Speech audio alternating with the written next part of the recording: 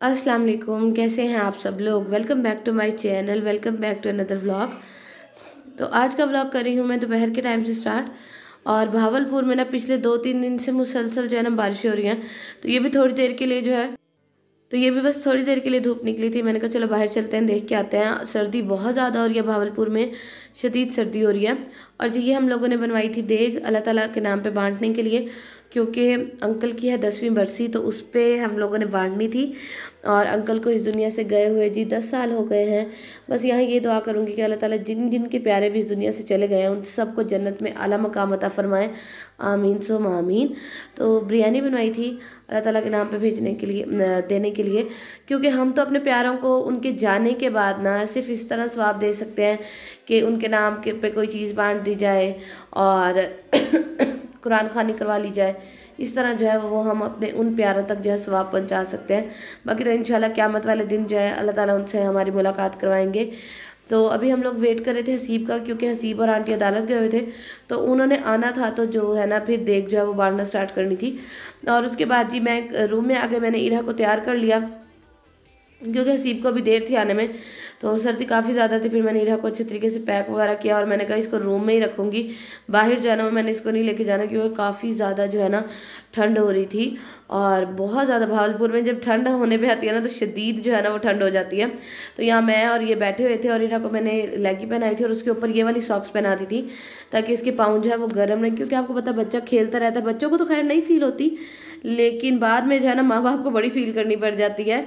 और यहाँ मैं इसके पास बैठी हुई थी और फिर ये हुआ कि ना इसकी तबीयत ख़राब रही है, ये फिर कमरे में बंद रही है काफ़ी दिन। तो अब इसको ये होता है कि बस मुझे बाहर ले चलो।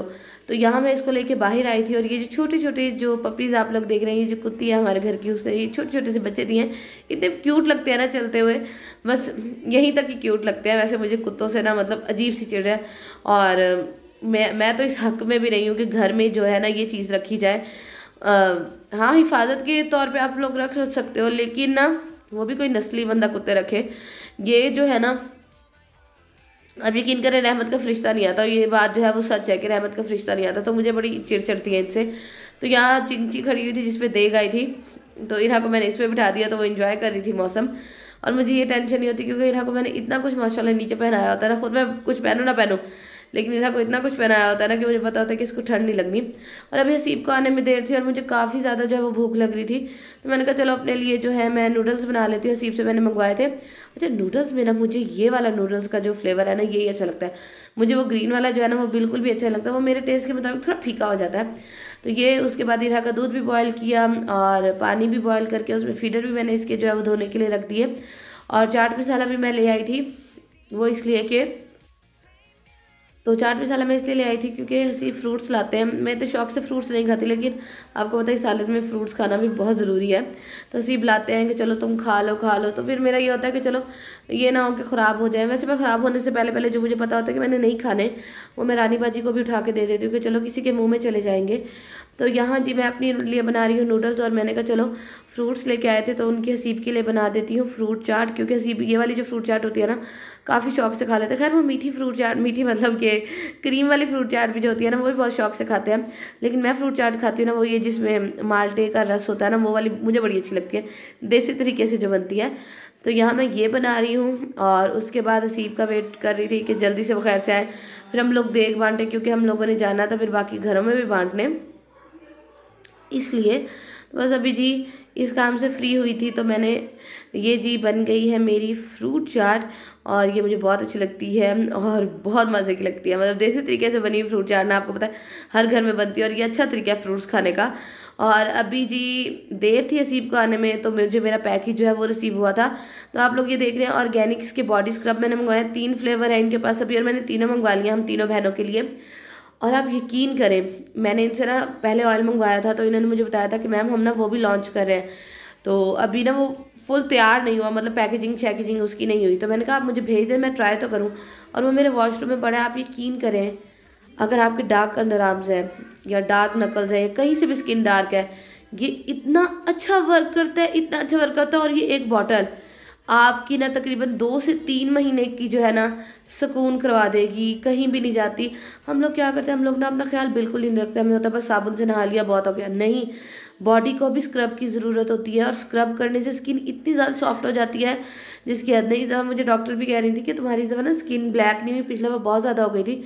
फिर मैंने उनको बताया कि मैं ये वाला जो स्क्रब है ना ये यूज़ कर रही हूँ, क्योंकि ये ऑर्गेनिक चीज़ों से बना हुआ है और ये खुद लोग ये जो है ना खुद अपनी फॉर्मुलेशन सारी करवाते हैं। तो आप लोग भी लाजमी ये स्क्रब लेंगे। कोई ज़रूरी नहीं कि सिर्फ मैरिड गर्ल यूज़ कर सकती हैं, ये अनमैरिड गर्ल्स भी जो है वो यूज़ कर सकती हैं।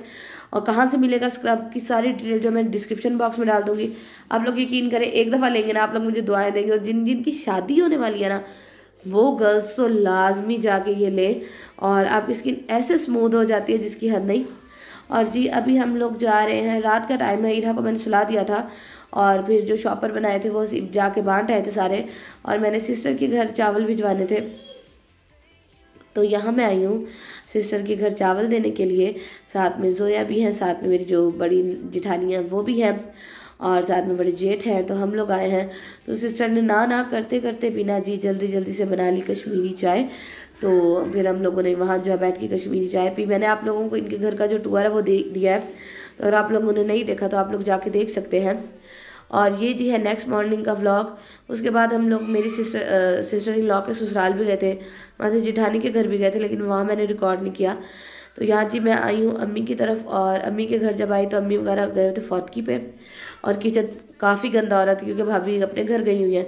तो मुझे ये था कि अम्मी आएंगी तो उनको खुद काम करना पड़ेगा, तो मैं कर देती हूँ, बेटियाँ किस लिए होती हैं। तो अभी मैं किचन साफ़ करने लगी, मैंने कहा चलो डिटेल से जाना सारा किचन साफ़ कर। ज़रा आप यकीन करें, ये प्रेगनेंसी ना मेरी इतनी ज़्यादा डिफ़िकल्ट है ना, मुझे इतना ज़्यादा पेन है। मैंने अपने इंस्टाग्राम पे लगाया था कि मुझसे बैठा ही नहीं जा रहा। मतलब इतना है ना कि आप यकीन करें, मेरे लेफ़्ट हैंड साइड पे, पेट के नीचे वाली साइड पे, लेफ़्ट साइड यानी कि पेट के नीचे वाली साइड पे इतना शदीद दर्द है, इतना शदीद दर्द है, इतना शदीद जिसकी हद नहीं। मतलब ज़रा भी मुझे कहीं सुकून नहीं है। इवन के खड़ा तो दूर की बात, मतलब बैठूँ भी ना तो प्रेशर पड़ता है, और इतनी शदीद मुझे दर्द होती है ना जिसकी हद नहीं। हालांकि इरा की दफ़ा ऐसा कोई भी मुझे मसला नहीं था, लेकिन इस दफ़ा इतना ज़्यादा मसला है ना मुझे ये। तो दुआ करें कि ये मसला हल हो जाए। और अगर किसी और के साथ प्रेगनेंसी में ये मसला हुआ तो मुझसे लाजमी शेयर करिएगा कि आप लोगों ने क्या किया इसके लिए। तो यहाँ पानी का कूलर भी भरा पड़ा था, तो मैंने कहा चलो ये भी उठा के रख देती हूँ। अच्छे तरीके से अम्मी के आने से पहले ना किचन साफ़ कर देती हूँ, क्योंकि जाहिर बात है अब अम्मी की उम्र तो नहीं रहेगी ना कि वो ये सारे काम करती फिरेगी, तो बहुओं को जो है वो खुद ही ख्याल करना चाहिए। तो मैंने कहा चलो वो नहीं है, भाभी नहीं है घर में, तो मैं जो है वो खुद कर लेती हूँ। तो मुझे लाजमी बताइएगा कि किसी के साथ ये इशू हुआ है। अब यकीन करें, मुझे इतना दर्द है ना कि इरा को गोद में नहीं ले सकती, मैं खड़ी नहीं हो सकती, और बैठती हूँ तो इतना ज़्यादा मुझे प्रेशर फील होता है ना, और इतनी शदीद दर्द होती है कि मेरी यकीन करें चीखें निकल जाती हैं दर्द से। पता नहीं क्या है क्या नहीं है, मुझे नहीं इस चीज़ की समझ आ रही। तो मैंने अब डॉक्टर के पास जाना है, लेकिन सर्दी जो है वो बिल्कुल भी जो है ना इजाज़त देती नहीं कि कहीं जो है बंदा निकल भी सके, तो बिल्कुल भी जो है मौका ही नहीं देती। और ये वाला जो स्टैंड है ये इतना ज़्यादा गंदा और मैला कुचैला हो रहा था ना, तो मैंने कहा चलो इसको भी ना मैं अच्छे तरीके से जो ना स्कॉच ब्राइट से रगड़ के जो है साफ़ कर लेती हूँ। अब यकीन करें, मैं इतना ज़्यादा मिस करती हूँ ना घर के काम करने को, क्योंकि वहाँ ससुराल में तो रानी बाजी हैं तो वो कर देती है सारे काम, तो वहाँ करने की ज़रूरत नहीं पड़ती। ये नहीं है कि सिर्फ अब कुछ मेरी बहनें आ जाएगी फ़ौरन कि आप ही नहीं करती, बाकी तो सब करती है। तो बाकी मेरी जेठानियाँ भी कोई काम नहीं करती। अगर आप कहें ना कि वो बर्तन धो रही होती है और मैं नहीं धो रही होती, तो ऐसा बिल्कुल भी नहीं है।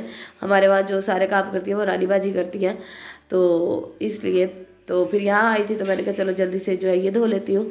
और उसके बाद जी मैं आ गई थी घर। वहाँ फिर मैंने कुछ भी ज़्यादा रिकॉर्ड नहीं किया, मुझे तकलीफ़ इतनी ज़्यादा थी ना कि मैंने सिम को कहा कि मुझे आके ले जाए, मुझे घर बस पहुँचा दे, मुझे बहुत दर्द हो रही है। तो बस जी मेरा आज का व्लॉग इतना सही था। उम्मीद करती हूँ आप लोगों को आज का व्लॉग अच्छा लगा होगा।